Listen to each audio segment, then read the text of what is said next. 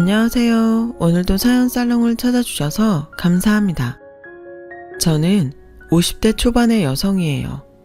저와 남편은 같은 고등학교 친구였어요. 남편이 1학년일 때 같은 반이 되면서 친해졌죠. 나중에는 우리 부모님과 남편 어머니도 알고 지낼 만큼 가까워졌어요.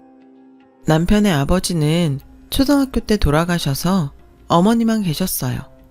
그러다 저는 재수하지 않고 미대에 가게 되었고 남편은 가고 싶었던 의대에 떨어져서 재수를 하게 되었어요.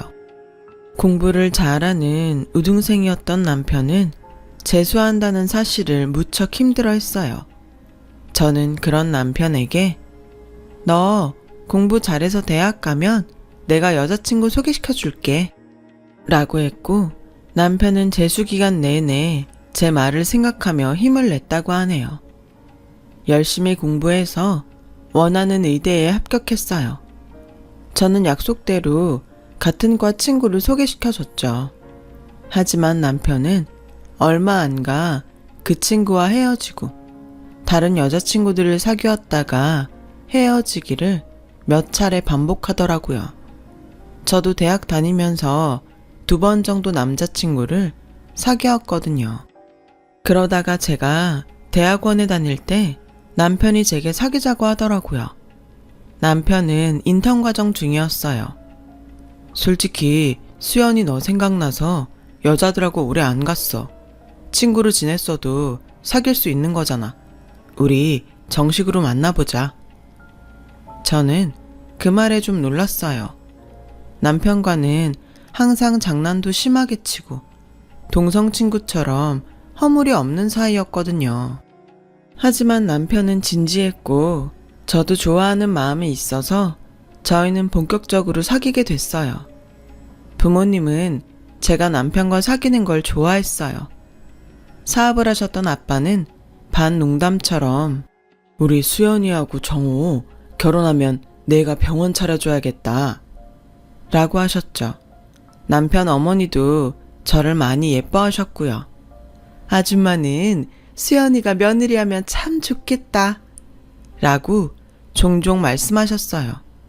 어른들한테 그런 말을 자꾸 들으니 저희도 결혼을 생각하게 됐죠.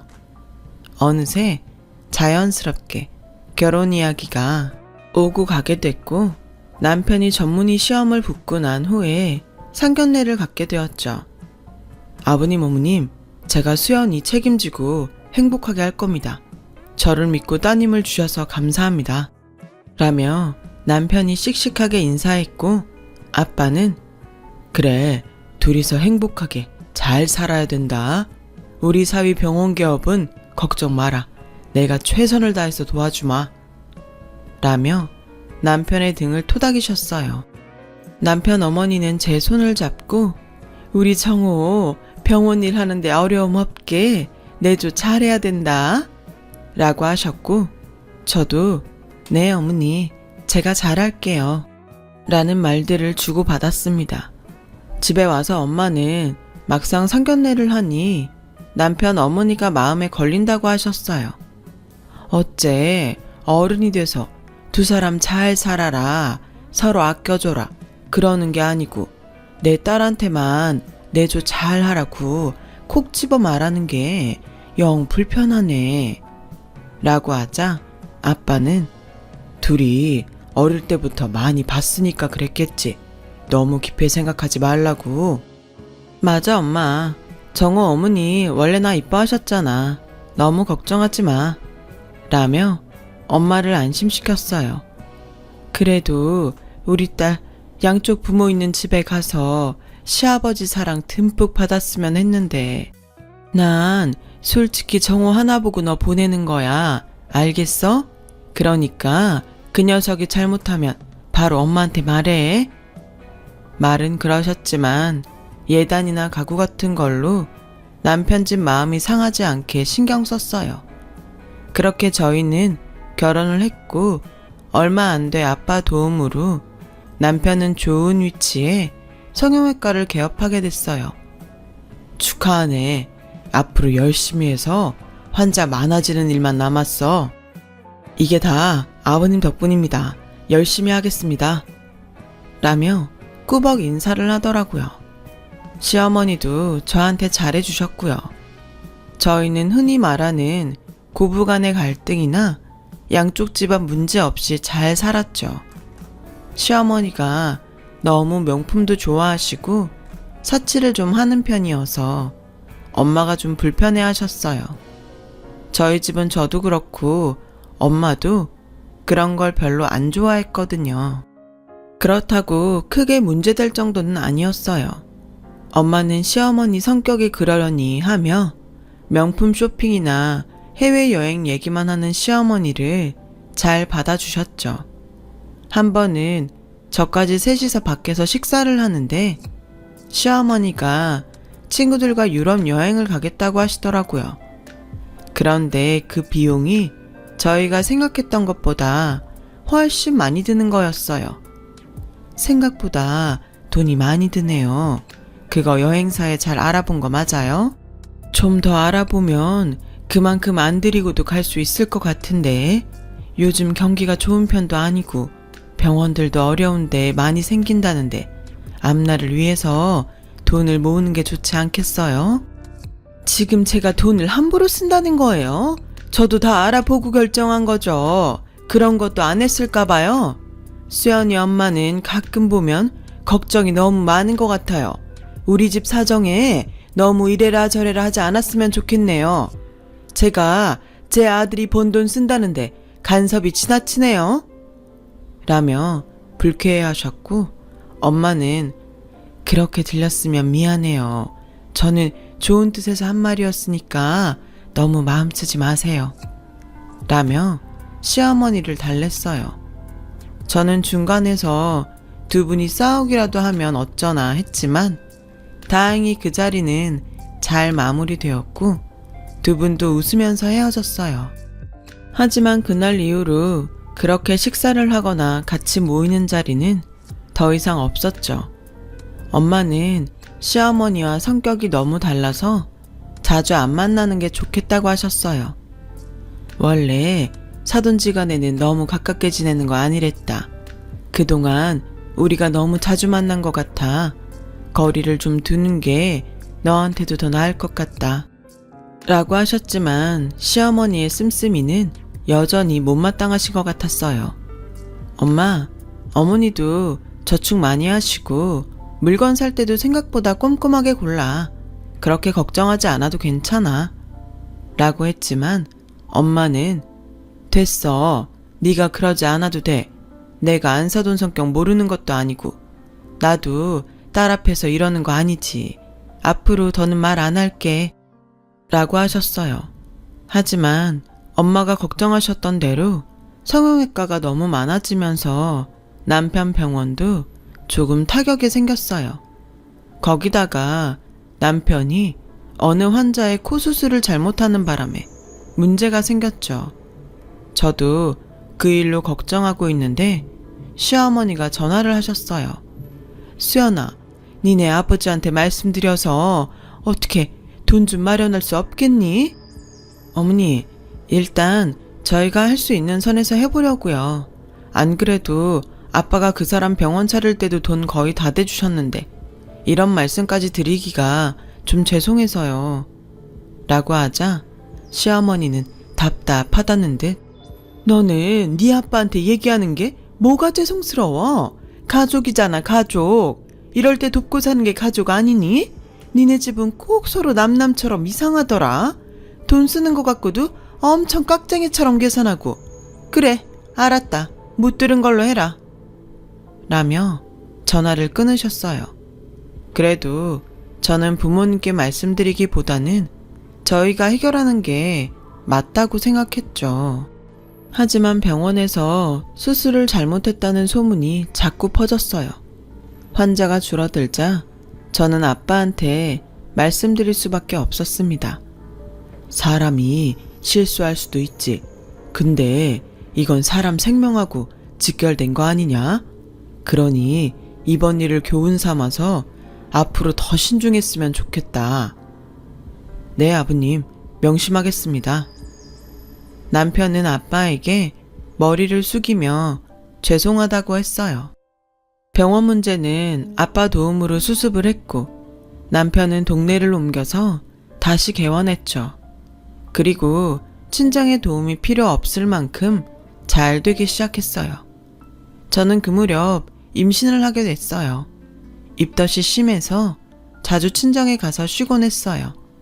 임신 4개월이 지나도 나아지지 않아서 고생이 많았죠.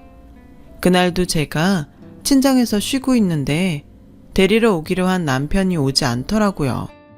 병원에 연락을 해보니 수술이 밀려서 늦어지고 있다는 거였어요. 그래서 혼자 집에 가려고 했더니 아빠가 데려다 주겠다고 하셨어요. 괜찮아. 내가 애도 아니고 집에도 혼자 못 갈까봐 걱정 말고 쉬세요. 아빠도 이제 막 들어왔잖아요. 네가 지금 몸이 정상이 아니잖아. 가다가 무슨 일이라도 생기면 어떡하려고 그래. 그래, 아빠 말 들어. 엄마도 같이 갈게. 라며 두 분 다 저를 데려다 주겠다고 나섰어요. 그렇게 아빠가 운전하는 차를 타고 집으로 오는 길이었죠. 그날은 정말 다시 생각하기도 싫을 만큼 끔찍했어요. 강변을 타고 가던 저희 차는 중앙선을 넘어오던 트럭과 충돌했고 저는 그 자리에서 정신을 잃었어요. 나중에 온몸이 아파서 깨어나는데 주변이 웅성웅성하더군요. 거기는 병원 응급실이었고 간호사는 제게 연락할 곳이 없냐고 물었어요. 저는 제 남편 번호만 말하고 다시 정신을 잃었죠. 그리고 다시 병실에서 깼을 때 제 옆에는 엄마도 아빠도 없었어요. 두 분은 그날 사고로 돌아가셨고 저도 아이를 잃게 됐어요. 남편은 제 손을 잡고 미안하다는 말만 반복했죠. 하지만 남편이 그런 일이 생길 줄 안 것도 아니었고 누구의 잘못이라고도 할 수 없었어요. 저는 골반과 다리의 부상 때문에 제대로 서 있을 수도 없었어요. 겨우 의사의 허락을 받고 휠체어를 타고 장례식을 치르면서 그저 엉엉 울기만 했죠. 졸지에 혼자가 된 저는 재활치료로 고통스러운 날들을 보냈어요. 다리와 골반도 너무 아팠지만 부모님이 안 계신 게 더 힘들었어요. 시어머니는 워낙 활동이 많은 분이라 연락이 안 될 때도 많았고 남편도 병원이 많이 바빠져서 저를 제대로 돌볼 수 없었어요. 매일 저는 그날 부모님을 말리지 않은 걸 후회했어요. 그렇게 재활을 하며 힘든 시간을 보내고 있는데 남편이 조금씩 변하기 시작하더군요. 제가 지팡이를 짚고 거실로 나오기만 해도 인상을 쓰며 고개를 돌렸고 매일 늦게 들어왔어요. 맨날 아프다고 끙끙거리기만 하는데 누가 집에 있고 싶겠어? 라며 휴일에도 골프 가방을 메고 나가 하루 종일 연락이 안 되더라고요. 시어머니는 시어머니대로 저한테 불만이 많으셨어요. 맨날 친정 못 가서 그렇게 한달을 하더니 결국 이런 사단이 난 거 아니냐. 그 바람에 내 손주까지 잃고. 죽은 사람한테 할 말은 아니지만 니네 엄마 나한테는 입 바른 소리도 잘하더니 딸내미 단속은 안 되셨나 보다. 어머니, 그런 말씀이 어딨어요. 너무하세요. 저희 엄마 그 사람이 오지 않아서 저 데려다 주시다가 돌아가셨어요. 그리고 제가 무슨 나쁜 짓이라도 했나요? 단속이라뇨. 네 말이 좀 이상하구나. 너 그럼 이게 다 우리 정호 때문에 생긴 일이라는 거냐? 애초에 네가 임신했다고 유세 떨면서 친정만 들락거리지 않았어도 이런 일은 안 생겼을 텐데 우리 아들 탓을 해? 이런 못된 걸 봤나? 내가 그동안 참고 말은 안 했는데 니네 식구는 꼭 남 탓을 하더구나. 돈 좀 있다고 가정교육도 제대로 안 시킨 건지 원. 하면서 막 저한테 퍼부었어요. 그동안 저런 말들 못하고 어떻게 살았나 싶을 정도였죠. 부모님이 안 계시니 저는 시댁에서 환영받지 못하는 존재가 됐어요. 한 번은 시어머니가 손님들을 초대했다며 집에 와서 일을 좀 하라고 하시더군요. 그래서 목발을 짚고 절뚝거리면서 가서 부엌 일을 좀 도왔더니 저한테 창피하니까 방에서 나오지 말라는 거였어요.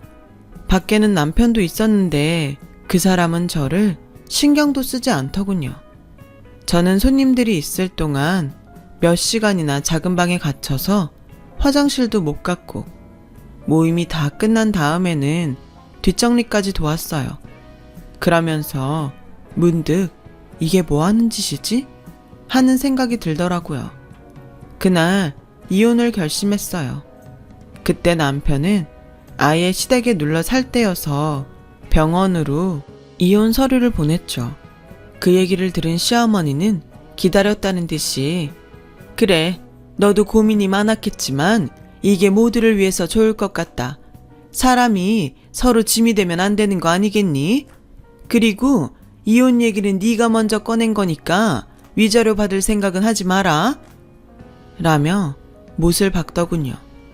남편은 꼭 자기 일이 아닌 것처럼 연락을 해도 엄마가 다 알아서 하기로 했으니까 엄마랑 얘기해. 라며 빨리 끊기 바빴어요. 그땐 정말 너무 서러워서 부모님 사진을 놓고 매일 펑펑 울었어요. 그러다가 한 번은 새벽에 깜빡 잠이 들었는데 거실에서 남편 목소리가 들리더군요. 누군가와 통화하는 소리였어요. 이제 병원도 잘 되고 돈 걱정할 일도 없는데 내가 왜 구질구질하게 장애인한테 목매고 있냐? 그래도 먼저 이혼하자는 말 안 할까봐 조마조마했는데 진짜 잘 됐지. 난 이혼하면 새장가 갈 거다. 저는 너무 충격을 받았어요. 결국 저와의 결혼은 다 계산된 거였으니까요. 어릴 때부터 친한 친구로 지냈던 저를 돈으로만 봤던 거죠. 저런 사람이었던 걸 못 알아본 제가 정말이지 너무 바보 같았어요. 남편은 다른 방에서 자고 아침에 자기 옷가지를 챙겨 나가더군요. 저는 한시도 같은 공간에 있고 싶지 않아 짐을 챙겨서 나왔어요. 친구는 저보고 다 소송 걸어서 병원에 들어간 돈도 다 받아내라고 했지만 뭘 어디서부터 해야 될지 몰랐어요. 그저 제 몸 추스르기에도 정신이 없었으니까요. 그렇게 저와 남편은 합의 이혼을 하게 됐어요. 완전히 혼자가 된 저는 그냥 붕 뜬 느낌이었어요. 게다가 재활도 끝난 게 아니라서 몸이 많이 불편했죠. 그런 제게 친구는 일러스트를 배워보는 게 어떠냐고 하더군요. 네가 유아 전공을 했지만 프로그램 툴 사용법은 금방 배울 거야. 안 그래도 결혼하고 그림에 손 놓은 것 같아서 안타까웠는데 한번 해봐. 친구의 격려에 일러스트를 배우기 시작했어요. 일러스트 공부도 진도가 빨랐어요. 처음에만 좀 어려웠지 방법을 익히고 나니 금방 할 수 있더군요. 저는 그림 그리는 데만 몰두했고 그런 저를 눈여겨본 학원 강사님이 일자리를 소개시켜 주셨어요. 그렇게 책에 들어가는 사파를 작업하는 일을 시작으로 여러 일들을 하게 되었고 블로그에도 제 작품을 올렸어요. 그러면서 제 작업을 좋아하는 사람들도 많아졌죠. 그런데 몇 년이 지났는데 아빠 회사 이사님이 변호사와 함께 저를 찾아오셨어요.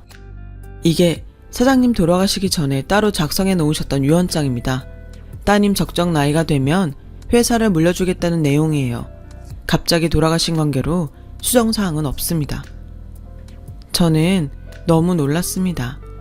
아빠가 돌아가시고 회사가 정말 어지러웠다고 해요. 저는 잘 몰랐지만 회사의 주인이 없는 사이 정말 많은 일들이 있었다고 합니다. 아빠와 막역한 사이셨던 이사님께서 그걸 지켜내신 거고요. 저에게 오시기까지 시간이 걸리셨다고요. 이사님은 자식이 없으셨어요. 그래서 저를 더 잘 챙겨주셨던 분이셨죠. 제가 어렸을 땐 자주 뵀었고, 다 커서는 자주 뵙지 못했지만요. 아빠가 돌아가시고서 회사 일에 참여하게 되니 울컥하더라고요. 저는 회사 경영에 대해 몰랐기 때문에 이사님과 의논해서 전문 경영인이 회사를 운영하는 데 합의를 했어요. 이사님께서 회사를 지켜주셨으니 앞으로도 잘 부탁드립니다. 감사합니다. 저는 그날 제 친구에게 크게 한턱 냈어요. 네 덕분에 내가 이제까지 잘 버틴 것 같아. 정말 고마워. 다 네가 잘하니까 그런 거지. 아무튼 나도 뿌듯하다. 그 무렵 저는 지팡이 없이 걸을 수 있게 되었어요. 아직 오래 걷지는 못했지만 정상적으로 설 수 있다는 게 너무나 기뻤죠. 그래도 물리치료는 꾸준히 받으러 다녔어요. 그렇게 일러스트 작업을 하면서 병원과 집만 오가며 사는데 회사에서 제게 사회 홍보이사 자리를 주겠다고 제안을 했어요. 그치만 저는 경영에 대해 아무것도 몰라요. 할 줄 아는 것도 없는데 무턱대고 회사 일에 관여하는 거 아빠도 원치 않으실 거예요. 그랬더니 제가 일러스트레이터로 자리를 잡고 이미 실력도 검증이 되었으니 회사 홍보를 도왔으면 좋겠다더군요. 그림과 디자인으로 사회에서 홍보하는 데 힘쓰면 된다고 하셨어요. 많이 망설였지만 이사님이 거의 강요하다시피 해서 저를 사회이사로 만드셨죠. 그냥 앉아서 돈만 받을 수 없다는 생각이 들더라고요. 제품과 이미지가 맞는 일러스트들을 고안해 계속 올렸어요. 다행히 그런 작업들이 일반 사원들에게도 반응이 좋았어요. 얼마 안 가서 회사 창립일이 되었어요. 이사님은 제가 인사말을 하면 좋겠다더군요. 항상 아빠와 회사에 감사한 마음으로 살았기 때문에 저는 그러겠다고 했어요. 그리고 회사 창립일 날 오랜만에 옷도 차려입고 집을 나서는데 하필 남편이 찾아왔어요. 수연아, 잘 지냈어? 우리 정말 오랜만이다. 그렇지. 어디 가서 잠깐 얘기 좀 하면 좋겠는데 집에 들어가도 돼? 아무 일도 없었던 것처럼 오랜만에 만나는 친구 대하듯 하는데 정말 너무 뻔뻔하더군요. 나 지금 가봐야 돼. 그리고 할 얘기 없으니까 다신 찾아오지 마. 그래? 어디 가는데? 내가 그 앞에서 기다릴게. 저는 몰라도 된다고 하고 택시를 탔어요. 그랬더니 이 사람도 택시를 타고 저를 뒤쫓아온 거예요. 회사 앞에서 내리자 남편은 뒤에 온 택시에서 따라 내리며 들어와서 제 팔을 잡더군요. 수연아, 잠깐만 얘기하자니까, 응? 저는 팔을 거칠게 뿌리쳤어요. 할 말 없다는데 왜 이래? 우리가 그럴 사이는 아니잖아. 이번에 우리 병원 확장 개원하는데 좀 보태주라.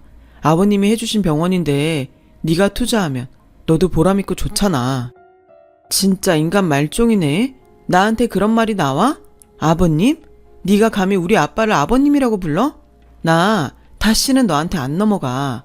투자? 웃기지 마. 너 같은 사기꾼한테 무슨 투자를 해?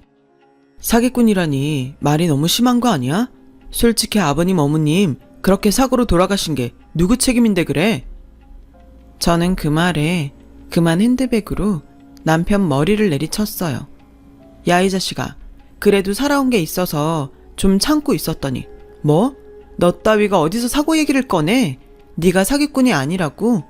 애초에 친구였던 나한테 우리 집 돈만 보고 접근한 것도 너고 병원 잘 되고 사고로 몸 좀 불편해지니까 별 볼 일 없다고 니네 엄마랑 작당해서 괴롭히고 집 나가게 만든 것도 너잖아. 병원도 다 네가 차지하고 입 싹 닦았는데 그게 사기가 아니라고? 여기요, 경비원 선생님, 이 쓰레기 좀 치워주세요. 회사 안으로 한 발짝도 못 들어오게 하세요. 라고 하자 경비원과 직원들이 와서 남편을 끌어냈어요. 야, 수연아, 내가 미안했어. 그러니까 우리 대화로 풀자, 응? 어디다 대고 야래. 한 번만 더 부르면 가만 안 둬. 그제야 남편은 입을 다물고 사람들을 뿌리치고 자기 발로 가더군요. 저는 그날 사람들 앞에서 아빠를 추모하는 인사말을 하며 속으로 많이 울었어요. 하필이면 이런 날 그놈이 와서 내 기분을 망친 게 너무 속상했죠. 일주일쯤 지나서 점심을 먹고 회사 근처 카페에서 간단한 회의를 할 때였어요. 제가 올린 일러스트 중 반응이 좋은 걸 정식 홍보용으로 쓰기 위해서 회사 직원들과 같이 모였죠. 그런데 뒤에서 누가 제 어깨를 툭툭 치더군요. 시어머니였어요. 회사에 전화했더니 여기 있다길래 어찌나 안 가르쳐 주려고 하는지 정말 애먹었다. 라며 상냥하게 웃는데 정말 구역질이 날 것 같았어요. 제가 있는 데를 그쪽이 왜 알아야 하고 왜 찾아오는데요? 저는 볼 일 없습니다. 그래도 내가 시어머니인데 말은 좀 가려서 하는 게 좋지 않니? 정호 병원 일 때문에 의논 좀 하려고 하는데 너무 안 만나주는구나. 시어머니? 나 창피하다며. 창피하다고 손님들 갈 때까지 방 안에 가두는 게 시어머니야? 부모님 돌아가시고 지 아들 병원 잘 되니까 인생에 짐 되지 말라며 빨리 헤어지라고 해놓고 이제 와서 무슨 대접을 받겠다고 그래? 할머니, 당신 아들 병원 일을 왜 나한테 의논해요? 당장 나가세요. 라고 하자 직원들이 시어머니를 보며 수근댔어요. 시어머니는 그런데도 물러나지 않고 우리 정호 병원 좀 돌아가게 도와줘. 돈도 보태주고 좀 해줄 수 있잖아. 그러자 거기 있던 팀장이 일어나서 듣자 하니까 너무하시네요. 이제 이혼해서 상관도 없는데 이러시는 거 아니죠. 저희 회의하는데 방해하지 말고 나가주세요. 라고 하자 시어머니는 발끈하며 지금 누구한테 큰 소리야? 내가 누군 줄 알고. 나 땡땡 성형외과 원장 엄마야. 그러자 직원 한 명이 아, 이번에 그 의료사고 나서 난리 났다던 그 병원? 라고 했고 사람들이 전부 수근대며 시어머니를 쳐다봤어요. 그제야 시어머니는 저를 붙잡고 우리 정호 한 번만 도와줘. 응? 예전에도 잘했잖아. 저한테 이러지 마시죠. 한 번만 더 어떤 소리라도 꺼냈다가는 길에 나앉게 해줄 테니까. 여차했다가는 그 병원까지 다 토해내야 하는 수가 있어요. 내가 지금 못해서 안 하고 있는 줄 알아요? 그거마저 뺏기고 싶으면 해보시던가. 시어머니는 결국 돌아갈 수밖에 없었어요. 알고 보니 최근에 대리의사를 써서 수술한 게 사고가 나서 병원 환자가 뚝 떨어지고 소송에 들어갔다는 거였어요. 그 소송 비용을 좀 얻어보려 한 거였죠. 전 남편은 재혼했던 여자와도 파혼하고 지금은 의사 생활도 못하게 되어서 시어머니와 지방 어디에 가서 같이 작은 가게를 하고 있다나 봐요. 그 뒤로 가끔 저를 찾아왔지만 법원에 접근 금지 명령을 받았어요. 그래서 더는 보지 않고 살고 있어요. 이제는 그 사람들과 엮이지 않고 편하게 살고 싶네요. 많지 않은 나이에 돈 때문에 사람들과 좋지 않은 일들을 겪고 나니 돈이라는 것에 대해 많은 생각을 하게 됩니다. 아빠와 엄마의 그늘 아래 그냥 잘 살아왔다는 생각도 들고요. 앞으로는 더 정신 바짝 차리고 살아보려고 합니다. 쓰다 보니 오늘따라 부모님이 더 보고 싶어지네요. 서두 없이 써내려간 글 들어주신 분들 정말 감사드려요. 모두 행복하시고 건강하시길 빌게요. 여러분, 사연 댓글에 응원과 현명한 조언 부탁드려요. 좋아요와 구독은 저에게 큰 힘이 됩니다. 오늘도 좋은 일 가득하세요.